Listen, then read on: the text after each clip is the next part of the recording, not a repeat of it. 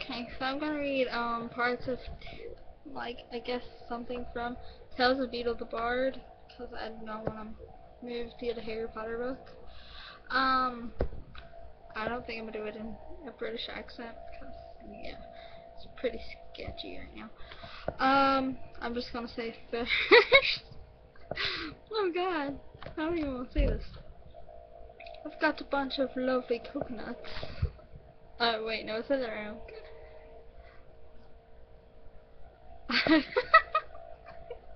Oh wow. I've got a lovely bunch of coconuts.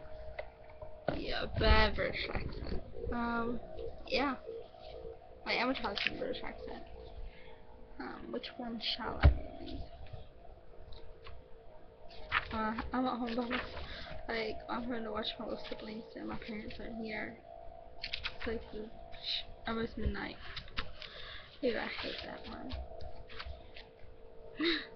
How old is this one? I'm not old. Okay. I only held in a I can't even do this. I only held in an enchanted garden enclosed by tall walls and protected by strong magic the fountain of fair fortune. Once a year, between the hours of sunrise and sunset on the longest day, a single unfortunate was given the chance to fight their way to the fountain, bathe in its waters, and receive fair fortune forevermore. On the day, hundreds of people traveled from all over the kingdom to reach the garden walls before dawn. Male and female, rich and poor, young and old, of magical means and without. They gathered in the darkness, each hoping that they would be the one to gain interest in the garden. Three witches, each with her own burden of woe, met on the outskirts of the crowd and told one another their sorrows as they waited for sunrise. The first, by name Asha, was sick of a malady that no healer could cure. She hoped that the fountain would banish her sentence and grant her a long, happy life. The second, named Athilda, I said that wrong, had been robbed of her home, her gold, and her wand by an evil sorcerer. She hoped that the fountain of fair fortune might relieve her of her powerlessness and poverty. The third, by the name of Amata, had been deserted by a man whom she loved dearly, and she thought her heart would never mend. She hoped that the fountain would relieve her of all her grief and longing. Pitying each other, the three women agreed that should the chance befall them, they would unite and try to reach the fountain together. The sky was rent with the first ray of sun, and a chink in the wall opened.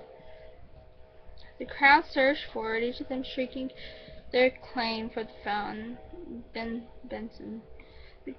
The creepers from the garden beyond snaked through the pressing mass, twisting themselves around the first witch, Asha. She grasped the wrist of the second witch, Thilda, who seized tightly upon the rose of the third witch, Amata. And Amata became caught upon the arm of a dismal-looking knight who was seated on a bone-thin horse. The creepers tugged the three wretches through the chink in the walls, and the knight was dragged off his steed after them. The fierce screams of the disappointed throng rose up upon the morning air, and then fell silent as the garden wall stilled once more. Asha and Athilda were angry with Amata, who accidentally brought along the knight. Only one can bathe in the fortune. It will be hard enough to decide which of us it will be, without adding another.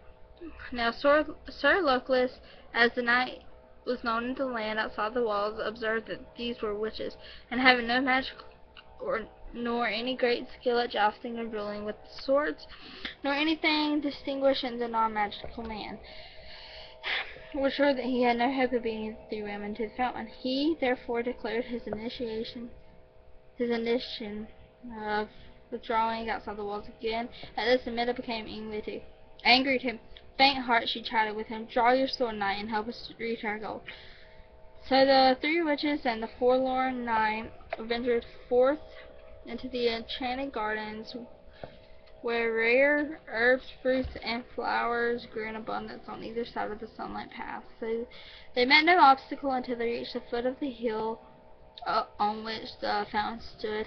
There, however, wrapped around the base of the tree was a monstrous white worm, bloated and blind. At their approach, it turned a foul face upon them and uttered the following: "Pay me the proof of your pain." Sir Locust drew his sword and attempted to kill the beast, but his blade snapped, and then Athota cast rocks at the worm, and Asha and Amata essayed every spell that might subdue it or entrance it. But the power of their wands was no more effective on their friend stones or the night steel. The worm would not let them pass. The sun rose higher and higher in the sky, and Asha, despairing, began to weep. Then the great worm placed its face upon hers and drank the tears from her cheek. Thirst assuaged, the worm slithered aside and vanished into a hole in the ground. Rejoicing at the worm's disappearance, the three witches of the night began to climb the hill, sure that they would reach the fountain before noon. Halfway up the steep slope, however, they came across words cut into the ground before them. This is like really long, and I've already been going for like 6 minutes. So, you know what, they reached the fortune, and the fountain, they'll get everything they want. The end.